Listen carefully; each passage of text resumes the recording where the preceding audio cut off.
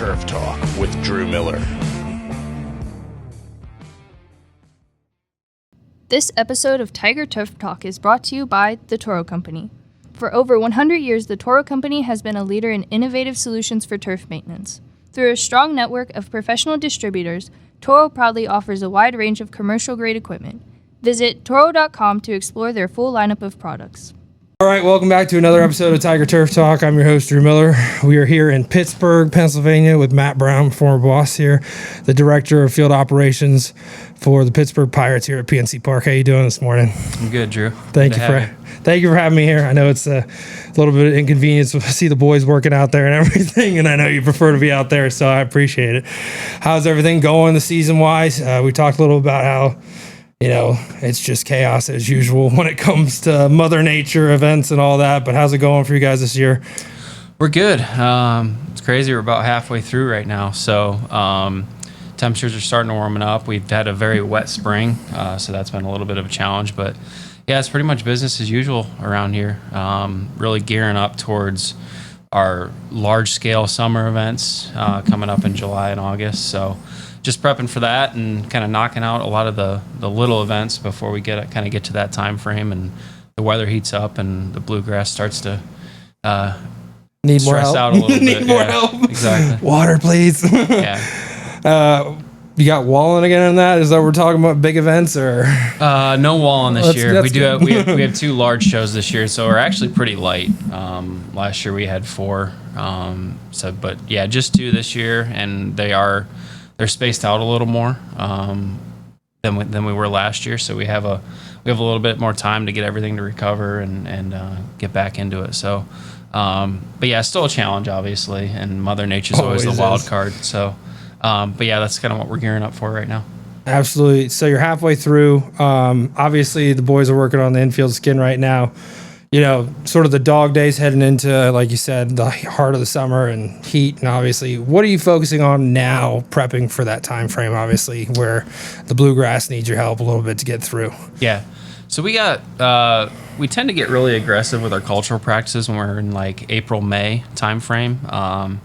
We've already pulled cores twice. Nice. We've verticut 2 or 3 times, and so we do get very aggressive with it in April and May, and it's been nice the last few years. That's kind of how our schedule's worked out, where we're pretty light in those months, and our events really don't kick in really until we get to like June.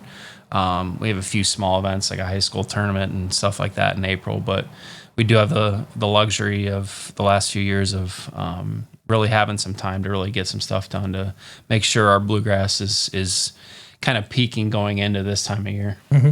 Now, I know when I left, you really started looking at verticutting. What was like the big, because everyone's always scared to, tear into grass, especially bluegrass in the middle of the season and all that. Why verticutting, and how have you seen it, truly make an impact on what you're doing? Yeah, so it was more of an idea of like, all right, how can we get the grass to stand back up after the homestand when we're mowing the same pattern 6-7 days in a row. So we've done a few things even actually during the homestand as far as like brooming opposite the pattern and stuff to stand the grass up. But a lot of it is just to get that dead leaf material, because you'd be surprised at just how much dead tissue you get just from the normal everyday wear and tear of what you're doing out there, what the players are doing out there. I mean, just from pitchers up and down both foul lines and guys playing in the relatively the same positions in the outfield. So there is a lot of dead material that we pull out. So it's not only standing the grass up, but it's getting that, pulling that out, also helping with playability as far as grain of the grass. And we've seen definitely an improvement in that aspect. And I think it's definitely helped us over the last few years. Absolutely. Now, I saw a little sod farm. We walked out here. We have it on the concrete. How often are you guys sodding? I know there was a couple times when I was here, which was less than usual from what you told me. And how is it working out for you guys, obviously, when it comes to wear of the season? Wear is obviously behind short and second, front of the mound, walk-ups.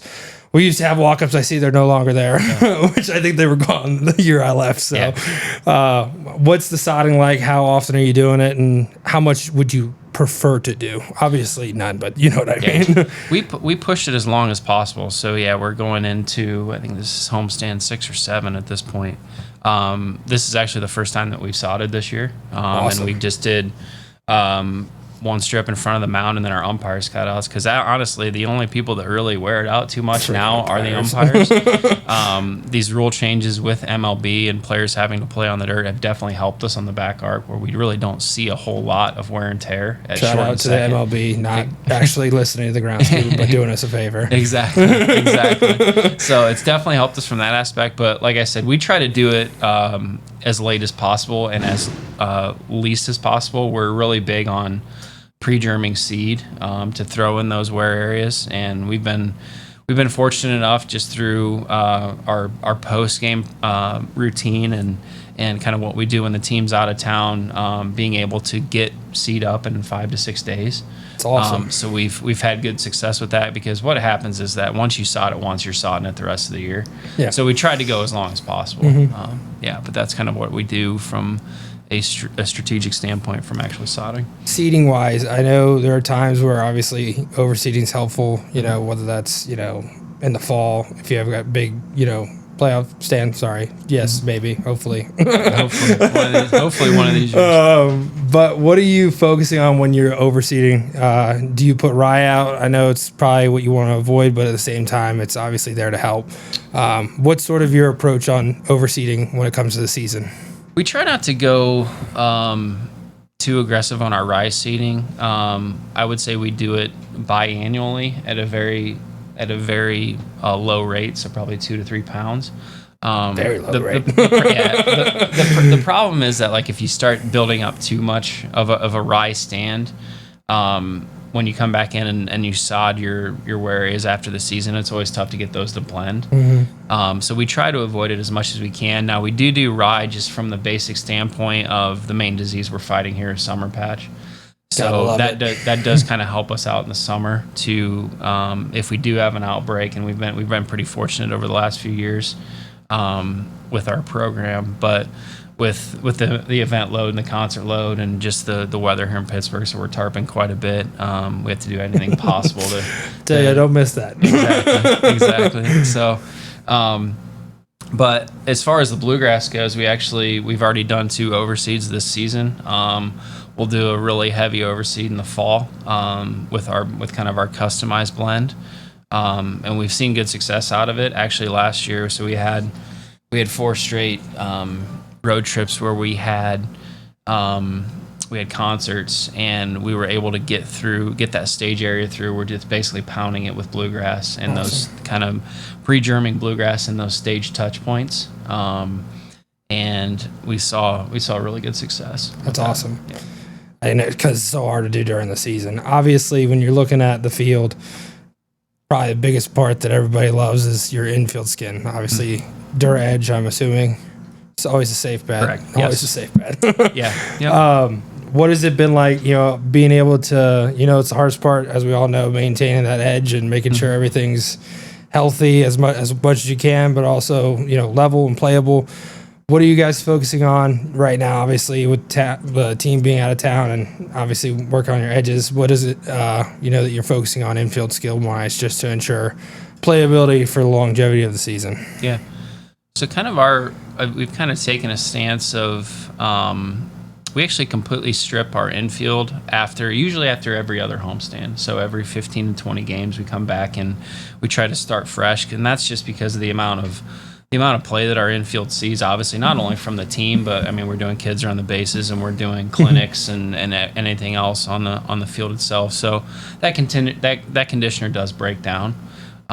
So we try to start fresh every other homestand, and from a budgetary standpoint, we try to bill as much as we can to those events. That way, it's not hitting our budget all the time, and that's kind of the strategy that we've used over the last few years. It's been a huge help, but I think from a standpoint of actual infield maintenance so what we do is actually strip our infield, and then we'll come back in, flood it, nail it really aggressively, and then float board it out. And we typically do that every 15 games. And what I've seen that really help is kind of in the first and second base leadoffs, as well as like first and third base position, where you kind of get conditioner really caked into that top quarter inch. And what that helps to do is not only level it out, but try to get rid of that kind of that that top layer, because we will typically take a power broom and broom those areas to really try to get that conditioner out of that. Because what happens is that if you start to get that conditioner kind of take into that top 1/4 inch, it really starts to flake out, and that's where you can get chunky. So our process is basically strip the infield, float board it out, roll it to compact it really well, and then we flood it for 2 or 3 days before we actually get into the homestand before we add conditioner. And that's kind of our process that's really worked well for us over the last probably 4 or 5 years now. We've been doing awesome. it. Yeah. Baseball season is upon us. Toro's Field Pro 6040 was created with ball fields in mind. The Field Pro's multi-tool system allows 4 tools to be carried at once, significantly reducing the time required preparing infields. Scarifying, grading, and dragging can now be completed in a single pass, saving you time and effort. Visit Toro's website today to learn more about the Field Pro's 6040. Awesome. Now, obviously, you said 4 or 5 years. You've been here for 8 now, something like that. 8 or 9th 9 season now. Congratulations. So yeah, 16 was your Congratulations. Yeah. Thank you. There are a lot of new things that come out. What are you looking for when it comes to infield testing out new things, whether that's, the float board or just removing or maybe not watering? What are you testing to see how the product works best when it comes to the obviously playing on it? It's really learning your climate, I think. And obviously, like you said, year 9, you really start to figure it out. Obviously Mother Nature is always going to throw you a curveball, but the biggest thing is understanding how your material is going to act at certain points in the year. Mm-hmm. Obviously this time of year we can pound it with water and we can get pretty aggressive with it. Whereas in the fall, you get kind of those high dew points, and we get water coming up actually as the game goes on. So you can't give it nearly as much as you can on your pregame water. So it's just understanding Mother Nature. It's understanding your event schedule and how to build that in. To understand how your field is going to perform at that time of year. And I think a lot of this is you hate to say it, but a lot of this is feel.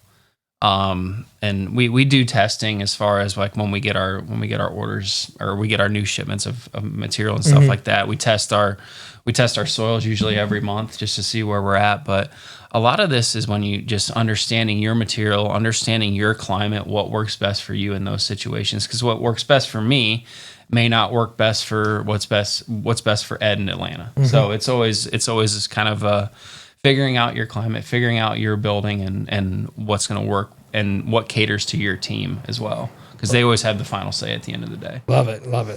Now, understanding your climate, what have you learned about you're in one of the places in the country where the climate's never really the same, from year to year, whether that's we have a mild summer finally, and that's great for the bluegrass, but it's different in the way you're managing the infield skin. How have you been able to adapt? Honestly, you probably have one of the hardest climates to manage a field in. When you talk about the transition zone has really extended itself more north compared to where we are in Virginia. Yep. How has that been for you, figuring that climate out and making sure that it's the same field from game 1 to game hopefully 200 or how many playoff games there are? Yeah. I think one of the toughest things has actually been kind of the early season prep. It seems like we're getting, for the last 3 or 4 years, we've been pretty mild in February. And then March, it always seems like we get 2 to 3 bad weeks of where it gets really cold and we get a lot of precipitation, and we're really going through freeze thaw a lot. And that's the tough part, is like when you're trying to prep for the season, get your spray apps in, get your mowing done, get your any type of cultural practices you're doing, top dressing, whatever it is in the spring, and your track's going through freeze thaw where it's just pure slop for 3 to 4 hours a day. So that's been an adjustment, and we've done things to really help our shade line along with using growth lights, and because our shade line typically comes from right field. Do you guys have growth lights and growth blankets? We do have growth blankets, which we implement every year. And then actually what we've started doing is we just bought one of the 6-footer lights from SGL, and we moved that up and down our right field edge where our it's the right field edge, right? Yeah, up to the skin. Yeah, correct. Okay. And so we basically just moved that up and down, and that's helped a lot over the last few years. As far as from during the season, it's really just trying to you hate to say it, but it's really just for trying to find time to do stuff at this point. It's like, all right, we have this like promotional thing today. Yeah, so like this week is a good example. So the team comes back on Monday. So we're actually doing our infield edges today, but we have a commercial shoot going on all day out there today. Tomorrow we have clinics and a movie shoot, and then Sunday we're doing pregame or homestand prep and teams. I love how Monday. This stadium's the one chosen for the movies all the time. It's just like you can't not have any other baseball stadium. Exactly. It's only this one. Exactly. Sorry. So it's no, but it's just a matter of, like I said, it's comes back to learning your climate. I think one of the tougher things about Pittsburgh is just the topography, and with us being right on the water, it seems like we have a lot of systems that either are moving in and it looks like we're going to get crushed and everything completely falls apart, or we just have nothing on radar and we get those pop-ups because of kind of the valley we're in. And I think that's probably one of the toughest parts of the job, is just managing that. I do remember the pop-ups. Yeah, exactly. Just come right across the river. You're like, wait, this isn't. You're like, get the tarp on. Exactly. It's sunny out, Matt. What are we doing? No. Obviously, when it comes to, the work and everything that's going on, you're working with different departments, marketing, obviously today, different things like that. How has it been, developing, those relationships so that you can get the best out of not just the, organization in the sense of, hey, I'm taking care of a living organism here that we need to have at our best for baseball. But, we are a facility that can be used in other ways. What has it been like being able to develop those relationships so that you have the best outcome for your work with, obviously, like you said, your restricted time nowadays? Yeah, you always have to, I think us as groundskeepers, it's always like, all right, we don't want anybody out on our field and everything, but you have to understand. You want those signs from Wembley where it says, don't touch the grass. Exactly. But you have to understand that it is a business and everybody has a job to do. And I think the biggest part is, so one of the most challenging things for me in my time here has been, I started in 16, right? And I go 3 to 4 years, and you learn everybody in the organization, and then COVID happens, and there's just massive turnover across the organization. Now it's learning new names and faces. Yeah. So now it's learning new names and faces in the organization in 21 until now, and obviously we had a turnover from the top down with our team president and everything. So it's learning new faces. It's learning the new events they're trying to do. So that's kind of what I do is every fall, I sit down with all of our department heads and we kind of lay out a rough schedule for the events that we do have. And we obviously have to build around your large scale events. Mm-hmm. So those are completely blocked off. And then we basically block off what our days that we need, which are usually a day after the homestand and then 2 days leading up to the homestand. So it's developing those relationships. It's learning who to go to with certain things. But it's also helping people to understand that, hey, like we have a job to do as well. We do need time. Here's what you can do. Here's what you can't do. Getting people to understand, like, look, if you're off on the weekend, we're probably not. So it's always a delicate balance of just because you're off on vacation exactly. doesn't mean that we are. Exactly. And I think and the tough part about a lot of these events and look, the field at the end of the day, it usually recovers fine. It's just finding that delicate balance to get your staff time off as well. Because I think that's one of the most challenging things. It's like, all right, we have 5 events this week. We need people to work them, but I also want to get you guys out of here and make sure you have that work-life balance and the quality of life outside of the job. So I think that's probably one of the toughest things to manage in my position. Little shift going into that. You obviously came up with a new plan over the years when it comes to that work-life balance, making sure that your guys get off. What are some of those things that you focus on when it comes to creating that opportunity for your guys? Because when you look at it face value, you and I talked about it before, like we talk about the hours, you talk about, burnout, you talk about all these things, and being able to put that as a priority in your planning is hard to do when it's the MLB at the highest stage and everything has to be perfect at all times. What plan did you come up with, and how have you been able to implement that for your staff, but also, yourself, which I'm pretty sure you probably don't do too often for yourself, but you know. So I think one of the big steps in the right direction, 4 or 5 years ago, I've been pushing this since I was here, is actually dividing the crew up. And so now I have a a manager. My first assistant is kind of our manager of field operations, who really works game days and is here kind of from like 11 a.m. through the end of the game.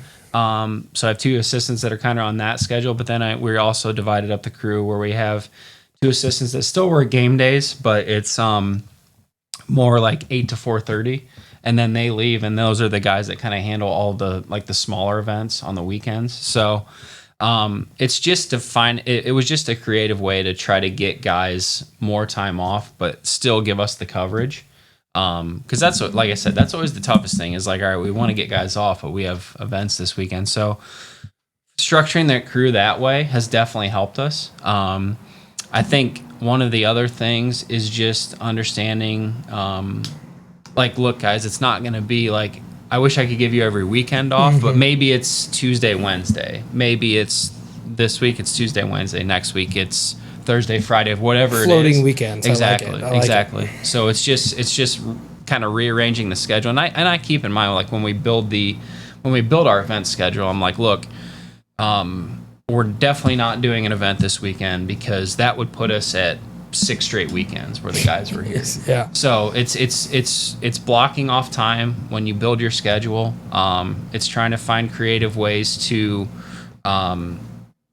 as far as crew structure goes, it's implementation of internships, fellowships, stuff like that to just try to divide up the workload. And it's also working. I think one of the big things that my guys understand is like, look, when we're here, we're going to work really hard because that gives us time to get away, and that gives us time to also not only put out a high quality product, but also get that time away. How about yourself? What are you doing for your own work-life balance when it comes to, obviously you're in charge. There's a lot more pressure, a lot more, responsibility, which I know you take seriously beyond most people in this industry. But what is it like for you figuring out that work-life balance and staying away and not looking at the cameras while you're at home and other things, I think that's one of the biggest things is building a quality crew that you trust. Complete faith in these guys to do anything possible. We have a young crew, but we have a very well-rounded and knowledgeable crew.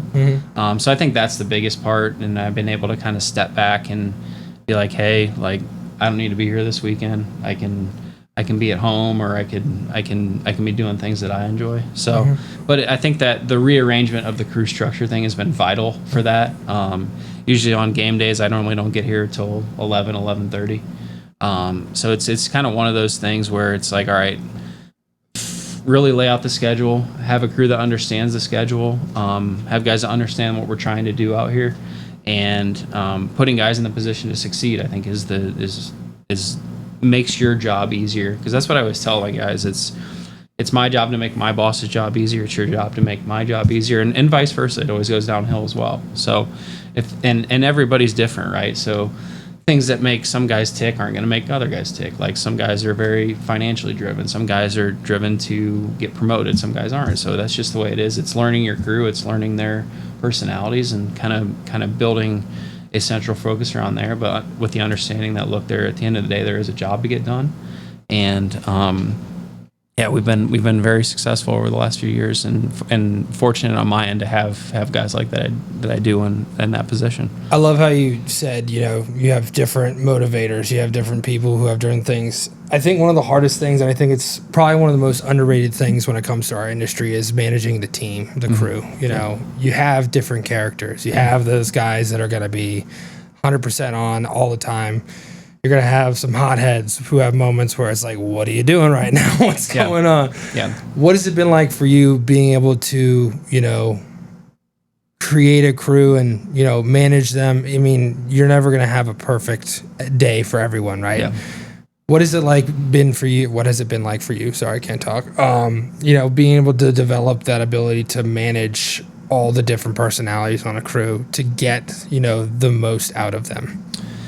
I think one of the things that really helped me was coming from New York and dealing with the union side of things. I think that was very, very valuable in understanding understanding that interaction and just the ins and outs and the nuances of the union contracts. But like you said, at the end of the day, it's pretty much like life, right? You're always gonna have a different cast of characters and different personalities. Like my guys obviously it's I think it's easy to say they love baseball, but a lot of these guys played baseball growing up. So like even like little things like letting them shag fly balls, which I think is very rare at the big league level, but allowing them to do that. Yeah. And like at the end of the day, you got to realize that look, I'm in a professional stadium. I'm in a professional environment. We can have fun at certain times. So that's one of the things that they really enjoy doing. It's finding ways to show them they're appreciated. I think one of the things that we started doing last year with our nighttime crew is kind of this incentive-based program, because they're held to a certain percentage of games that they have to work per the union contract. Mm-hmm. So we kind of took that a step farther where it was like if you make a certain percentage of the games throughout the season, we'll give you a $100-$200 gift card. And we implemented kind of an employee of the month survey, which is voted on by not only my full-time guys, but also the part-time guys. So everybody has a voice. So that's kind of something that we really implemented and we saw a lot of success with starting last year, is that not only are we rewarding performance, but we're also awarding attendance. We're awarding certain things like, well, not only is it money motivated, but it's also like, all right, if you make 90% of the games over the next 2 months, you're going to get a team hat, team sweatshirt, team jersey, whatever it is. And the guys have been really responsive to that, because it's like you said, there no two people are motivated by the same things. So it's just trying to find in kind of a I hate to use the term paint with a broad brush, but it's also trying to find ways to include everybody and make sure everybody you're trying to touch those different motivating factors, not only with your full-time crew, but also your part-time crew. I love that. I wish I could do that for my school. That'd be great. Yeah. Attendance is not too good right now for high schoolers, but no, that's awesome. One thing that I love about, I was able to be one of your first interns here.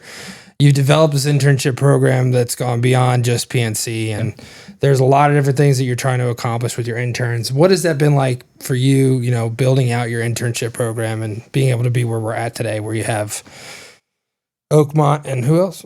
Steelers and Oakmont. Yeah. There you go. Sorry, Steelers. My bad. No, it is. It's a program that's been successful for us. I guess for guys to see different parts of the industry, because I think a lot of guys don't even think about when you're coming out, and I was one of them. I think when you're coming out of high school, you don't even see the sports field side of stuff. I started in golf and quickly figured out that's not where I wanted to be. So I think getting exposure to the sports field side of things is pretty cool at a young age, and getting people to understand that, hey, this might be an avenue for me. Actually, one of our interns this year came over from golf, but same type of background, like loved baseball and loved being around it, played in college. So it's a different avenue that I think it just opens people's eyes and be like, hey, maybe this is potentially for me, as opposed to just taking the golf route or taking the landscaping route or whatever it may be. And it also helps us too, right? It gets us more bodies, it gets us more exposure, and that's definitely something that's helped us. How many interns do you guys have? So we have 3 right now. Are they on rotation or? So right now we have 2 that stay with us full time, and then we kind of have a filler that just works for games for us. So, but yeah, 2 full-time interns, and it's very nice having those guys. Not only do they we really rely on them. I would say more than maybe some of your big market teams. We rely on them heavily for high quality work and mound patching and dirt work and stuff like that, and get them involved in kind of all aspects of what we do on a day in, day out. So that's kind of our program, and our target numbers try to get at least 3 a year, whether they're interns or fellows. It kind of depends on, that's kind of how we structure our crew, is you go intern to fellowship to full time. And if we have somebody leave, then we have names with faces, and we have experience with individuals that can kind of step into those roles. That's awesome. The fellow part, that's really cool. Cause a lot of people don't have that, and it's a way of incentivizing, like you said, working towards something bigger, which is awesome. obviously you have young guys on the crew that are not interns, they're actually full-time and whatnot, and you've had guys come through and move on to other jobs and whatnot. What are you really focusing on when it comes to, developing those, full-time guys? Obviously, like you said before, you need them in order to, get the job done, get away sometimes, be able to trust them wholeheartedly. What has it been like, being able to develop them as professionals and being able to not only just have them be, incredible at their work out here, but being able to grow as a person and as a professional? I think a lot of it comes back to empowering and giving guys the opportunity to put them in different situations where they have to make decisions. Like, we rely on our morning crew a lot to, like, my second assistant, I rely on a lot to make the decisions as far as, all right, we pulling the tarp this morning? Are we gonna wait? That's bold. Like, make a lot of decisions because he's also in charge of our events too. So putting him in positions to interact with other departments, putting him in decisions to make decisions on how events want to get set up, and kind of work with, like I said, work cross-departmentally with other people in the organization. I think that's a very valuable skill. Also putting them in positions to manage crews, manage the part-time crew, or manage kind of our internship or our fellowship positions. So I think exposing guys, and I was lucky enough to work with some very well-respected names in our industry, and I think that's them allowing me to really kind of make my own path and putting me in positions to be successful. That's kind of what I've tried to pass down. It's like, I want to expose you to everything. I want you to be able to not only do the obviously the basic field aspects of maintaining dirt or spraying or running air fires or equipment maintenance or whatever it needs to be, but also exposing you to the other side of the industry, or the other side of the job, which is budgeting, events, cross-departmental interaction, human beings, working with vendors and stuff like that. So I think that is trying to make them as well-rounded so they feel comfortable and they don't have any type of questions when they go out on their own is a big part of it. Love that. Let's take a moment to acknowledge our sponsor, the Toro Company, and their Workman UTX.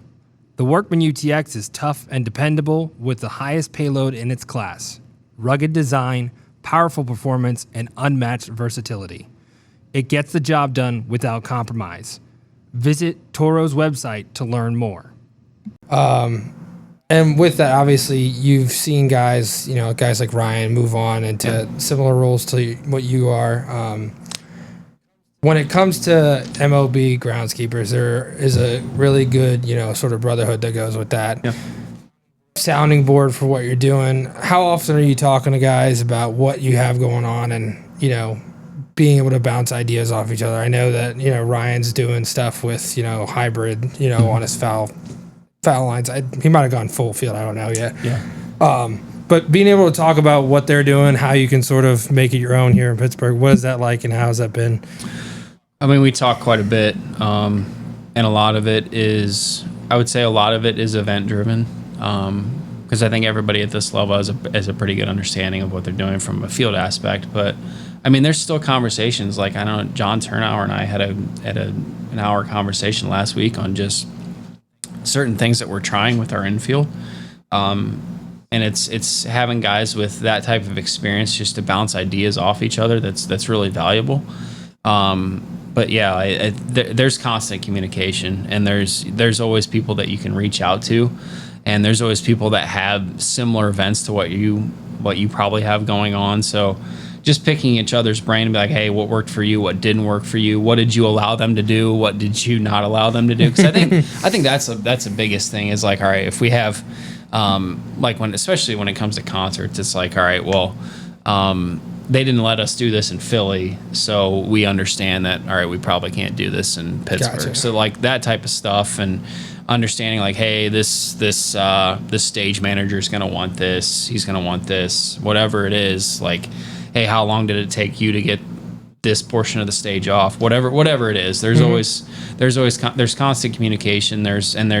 We have some very good people in this industry, and it's cool to see the interaction. It's cool to see how everybody's willing to help each other and willing to just lend an ear, even if it is something like if you just want to call and complain to somebody, there's always somebody that's going to lend an ear to do that. It's very true. It's I think it's one of the things that's really cool about our industry is that networking and kind of those relationships that you build every year, and we see each other every year at our meetings, so it's cool to catch up. For sure. Speaking of meetings, obviously you guys got to give the general session this year at SFMA. What was that like, being able to go up there and really be that representation for baseball? Yeah. I remember, so the education committee, we were talking, and I know they wanted something similar to the FIFA setup, and I know they had more people from the Players Association, which I wasn't really sure about, but I'm glad you guys are up there because the guy who came, I don't know if he was told what to say or not to say. Yeah.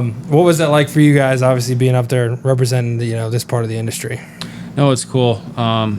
I have a lot of respect for Ryan and Dan, and we talk quite a bit. Same type of thing I just touched on is just running ideas by each other. But it's cool to share kind of our experiences and kind of what we go through at this level. I know a lot of everybody has problems and everybody has challenges, right? I think it definitely gets magnified here because we're on national TV every single night. So every night. that's part of it. But I think just sharing our experiences and kind of what we see, what we have seen throughout our careers, maybe providing a different lens, obviously, because we don't. I would say at this level we don't have a whole lot of constraints on budget, so there's different challenges that we face, but there's also different challenges that maybe we can provide insight to the guys at the lower levels, and I think that's definitely something that's vital. And that's one of the things is I always have an open ear to guys that reach out or guys that want to come see our facility or guys that want to really learn about what we do on a day in, day out basis. Cause I think that's one of the cool things is that when you work for guys like Bill Deacon or Luke Yoder is that you're going to take certain things from those guys and you're going to take certain things that you've learned from other people along the way, and you're kind of blend that into what you want to do at your facility. So that was a great opportunity. I enjoyed that talk immensely. I think it was productive. I think we got some really good feedback on everything. So no, but that was a cool experience, and would look forward to doing it again in the future. Yeah, it was great. Everyone had great things to say about it. I know the reviews and everything that we got back were incredible. So. Good. We appreciate you guys for doing that. Not a problem. When it comes to like the overall, industry, in your eyes, where do you think we're at, and what do you hope when it comes to the future? Whether that's, more people, more money, more whatever. What is it that you're really seeing since you first started here at Pittsburgh? We've had so much change when you talk about, COVID obviously had a huge impact, but there's been growth in so many different ways. But in the state of the industry, where do you think we're at, and where do you see us going here in the next 5 to 10 years? I think it's, you've definitely seen advancements in pay and staffing levels, which I think we'd definitely fallen behind in like that kind of time frame when I took this job, as far as like the 2000s to COVID. I think we had definitely gotten to a point where it kind of got stagnant, and guys were being underpaid and just worked to the bone, and it was unfortunate because we lost a lot of good people in the industry because of that. And I think in the next 5 to 10 years, we really need to continue to push that ball forward. And I mean, it's not a one size fits all. I don't think every organization is different. So I'm not going to come out and say, we need to really go to our owners individually and push for push for more money or push for more staff. But I think there's a right way to go about it. Because I think when I started in Pittsburgh, maybe don't think the right mindset was there as far as like the amount of hours that guys should be working. And I think there's a better understanding of that now. Is like, look, like you can't push people to work 90 to 100 hours a week and expect them to be productive, especially expect them to be mentally there, let alone physically. So I think there's a right way to go about actually pushing for more staffing numbers. There's a right way to go about pushing for more money for individuals. And being a small market team, I understand that very well. Look, there's only so much money in the pot, and we have to figure out a way to really incentivize people. And I think a lot of that is like, look, how can I as a manager offset that? Is it giving guys more time off in the off season, which I think we've done a really good job of, where it's like, look, for 2 or 3 weeks, guys, I don't want to see you. Stay away. Exactly. So dividing that up and just finding different, like I said, it's learning your crew, it's incentivizing them. But as far as the industry as a whole, it's good to see. It's good to see the minor league guys making more money. It's good to see them getting more staff, and I think there can be good things that come out of this PDL thing with Major League Baseball. That was one of my questions. Yeah, What do you think PDLs have? Like, I think you can use that as I think you get. I've had conversations with it. I think you can use that as a valuable asset in your tool belt. To the point where it's like, all right, we need to do X, Y, Z. MLB's telling us this is what we need to do. How do we get to that? And lay out a plan. Because I think that's anybody can go up to their team president or their GM and be like, hey, I need more staff. And that's not just in our industry. That's the organization as a whole. It ain't real. It's like, all right, everybody wants more people, everybody wants more money, right? But at the same time, there's a correct way to go about it, and you have to say, look, I need to do benchmarking across the league, or I need to call people from even like a golf course side of things. It's like, hey, what are you making? What's your staffing level like? How can I push for that, or how can I at least make steps to get in that direction? Because I think one of the things I could tell guys, maybe if they're getting into a new job, it's all right, go in and ask for the world, and even if you get half of that, and you get this, it's great. Exactly. So ask for the world, and if you get half of that, that's a win. Yeah. So definitely don't shortchange yourself. If they ask you for a number, definitely don't shortchange yourself. But if you have to take the job for maybe less money than you thought, put in a plan that's going to get you to the number where you think you need to be. Love that. And be performance based. That's fine. I think that's one of the things that I've done here is, look, we're gonna set these certain goals, but if we meet these certain goals, then we need to incentivize the crew to meet those goals. Yeah. So that's that would be kind of where I see is continue to push that ball forward.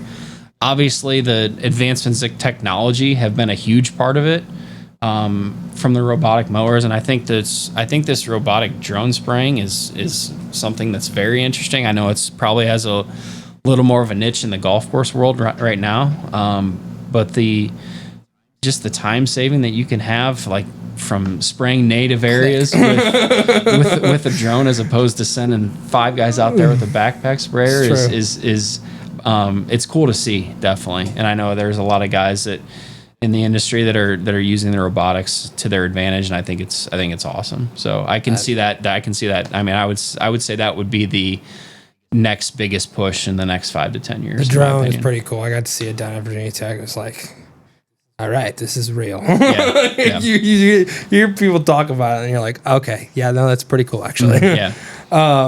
You know, you from working for you and being your intern and everything, and working in New York with you, a lot of the stuff that you do is data driven. Mm-hmm. Whether that is the field, whether that's like you said, setting a goal, moving towards that. And I believe you double major, right? Business management. Yeah. Yep. So I didn't tell you this. I had planned on double majoring in business management. And I had started taking some classes, but my turf teacher thought that I was switching majors, so he took it out on me without asking me if I was double majoring or not. Gotcha. So, It's pretty funny, but what is it like for you? Obviously, having that data and being able to justify things that you're trying to do with your work, and how does that mindset, carry on into everything that you're doing? I think it helps you give you validation. Like when you go up and fight that fight with the front office, like, look, here's the data I took from, here's the infiltration rate. I'll use this as an example. Here's our infiltration rate in the stage area last year pre-concert. Here's our infiltration rate after 4 concerts in a month and a half. And this is why we need to sod certain areas, or this is why we need to renovate long term. So I think that's one of the portions of it. A lot of this stuff is just finding ways to be efficient, whether that's tracking clipping volume or taking moisture readings or whatever you're doing. It's going to help you down the road. It's because you hate to say it, but there's so much that you deal with on a day in, day out basis that if you don't keep track of it, you're going to forget it. It's like, all right, what did I do back in 2001? I can't remember. So like, I think that's just the value comes down the road when you're looking to do projects, or you're looking to really push for certain things that's going to help you, whether it's from an equipment aspect or whether it's from pushing for renovations or whatever it needs to be. That's kind of where you see that data come back up. And it's like, all right, well, if I'm taking these numbers and I'm seeing how the field responds or performs under certain conditions, that's where I'm really tracking a lot of this stuff. Very nice. Now, one of the things we just talked about a little bit, but if you were to able to, get some renovations done, what is your main focus on, being able to accomplish that? We talked a little about Bermuda grass and how it's performing elsewhere and how things are, and maybe that's something down the line. What do you hope to accomplish when it comes to a renovation here at PNC? Everything's going to be below the surface. So, like I said, the stadium was built in 2001, and so we're going into year 23, 24 right now. Original drainage, original irrigation, same subgrade. God bless you. So it's getting to that point where we're probably gonna have to really start looking into this, and we have a lease extension coming up here in the next 5 years. So that's where we're really gonna push for this. But our sub air is original. The original unit, to my knowledge, it's the last diesel powered one left in the world. So it still functions. Got something going for you. Still functions. We can still use it in pressure or vacuum, but it's like I told you, I use the comparison of like it's if you had a car from 2001. It doesn't have all the bells and whistles. It doesn't have the state of the art capabilities that the newer systems do. So that would be really be our focus when we really start pushing for this kind of major overhaul, major renovation. Would be that kind of everything below the surface to help us above the surface. Now, Bermuda grass wise, you and I have talked about it since I was a student, obviously. Pittsburgh has become more of a warmer climate, and we talked about how that transition zone sort of moved up. What are some of the pros and cons when it comes to going Bermuda here in Pittsburgh? Mm-hmm. The con would be startup. I think we would probably struggle a little bit. First part of April, I think we would, and that would be one of the major focuses, right? Is if we did have that subsurface heat, can we extend the growing season? Can we extend it? Can we start it earlier in March? Can we extend it through November to give the grass time to recover and go strong into the winter? We do have some Tahoma out here on the Riverwalk that does really well. And just from talking to Justin and Billy in St. Louis, who have had tremendous success with their Tahoma over the past year and a half since they put it, or I guess over the past year since they put it in. I think it's definitely something that we would consider given our event loads. But I think also the other part of it is, all right, we're probably, I would say, 8 to 10 degrees cooler on average than St. Louis. So I think the con would be just that early season startup. But definitely, I think the pros are. I mean, they speak for themselves. This stuff is amazing. Just from talking to Justin Billy, it's like, 2 days after a concert, we can't even tell we had anything out there. So I mean, that's the dream. I think the benefits kind of speak for themselves. But learning to manage it in this climate would definitely be probably like a 1 to 2 year kind of learning curve. And I'm sure there would be times that we would struggle, but I think the benefits long term would definitely be there. Absolutely. Obviously, when you come to a place like this, there are a lot of things that go into your work and everything. But when it comes to your overall success year round, what are some of those things that you're able to prioritize when it comes to you guys and obviously yourself when it comes to the field and 182 games? Sorry. Almost went 162 there on you. But overall, when it comes to longevity and everything. First and foremost is the infield skin. I think we spend an exorbitant amount of time out there because that's where the majority of the play happens. I think the one of the areas where we really get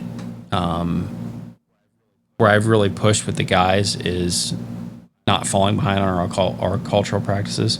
We talked about the aerification, the verticut cut already. So, but I think every year is different, right? Every year you gotta tweak a little something here or there. I think it's every year you learn to balance kind of the event schedule on top of the game schedule. So, look, and we're never gonna do everything perfectly, but it's also, all right, we need to stay on top of this stuff. And I think that's one thing that we do really well here. It's like, look, at the end of the homestand, everybody just wants to go home.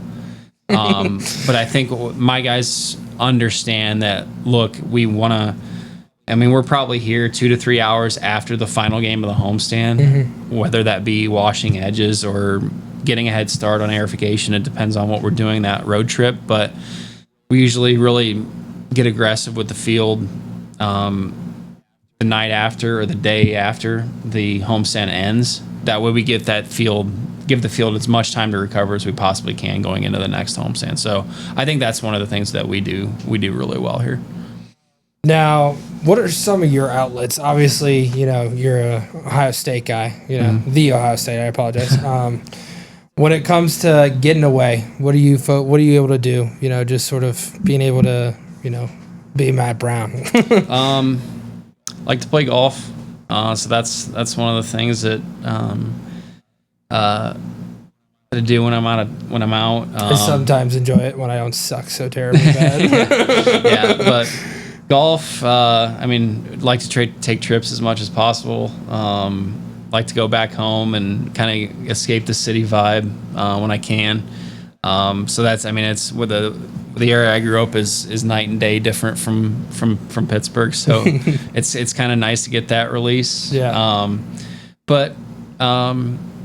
a big sports guy. I love watching sports. I love watching golf. I love watching football. So that's kind of the release. And I'm perfectly content just sitting on the back deck watching sports on the patio and just kind of turning my mind off, turning my brain off, and getting away from here. That's awesome. Yeah.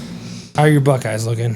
My Hokies are looking better than they have in a very, very, very, very, very long time. Look, on paper they're good. We'll see. We need to stop this losing streak because I don't know if I can take another. I remember a couple times I was reached out and said, "Are you okay?" Like, I don't know Michigan doing well. Another like never maize and blue year. So that needs to stop. Well, hopefully, Harbaugh's gone. Hopefully that helps. You guys stole Chip Kelly for an assistant coaching job. That's good. Yeah, exactly. Any big names coming in? I feel like your quarterback position's like all over the place. Quarterback's all over the place, but yeah, we got some good recruits. So you got seven options. And we had a lot of guys come back. So hopefully it should be a good year. But Did you actually think Marvin Harrison there was a chance of him coming back? Because that was a big. No, I think he was. I thought he was. I thought that was funny. Which I agree. He should have gone. Oh, 100%. Well, I do want to wrap up on this question, and I've already asked you this multiple times, but obviously when you talk about young individuals coming into this industry, there are so many things they have to look forward to, so many things they have to be careful of. What are some of those things, obviously best words of advice when it comes to taking that next step into the sports field management industry? Mm-hmm. One thing that I tried to expose myself to early on is trying to not pigeonhole yourself into one area of the industry. I think some guys come out and say, I want to be a golf course superintendent, but those first 2 or 3 years, in my opinion, are vital to try and see different areas of the industry as much as you can, whether that be golf, sports, different type of the sport, different areas of the sports turf industry, whether that be football, baseball, soccer, however you can do it. Even if it's not for a position for the full year, but try to experience just kind of those different nuances of the industry. I think that's a big part of it. Understand that you're probably not going to start out making 75 to 85,000 right off the bat. So understand that, hey, this might be a stepping stone position, but try to learn as much as you can in that position and take certain things from different positions and build your resume that way, as opposed to just having kind of tunnel vision and having those blinders on and saying, all right, this is what I want to do. And that's pretty much it. I gotta get there now. Exactly. So patience is a big part of it. And understanding that, look, everybody's going to do things a different way. But like kind of what I touched on before, take different things from different situations and different bosses that you have and build on that. Well, thank you so much for having me, and obviously everything you've done for me in my career, and being able to, learn from you and take that to a classroom, and a different classroom than anyone actually expected, by the way. But no, it's cool. I think what you're doing at Brentsville is awesome for kind of our industry as a whole, and it gets kids exposed to probably something they've never even thought about doing before, which is cool. Yeah, so I commend you on everything that you do and for the industry. Well, so I think your success is definitely well earned. So. I don't know about that, but I know you had to deal with my shit a lot. So all right.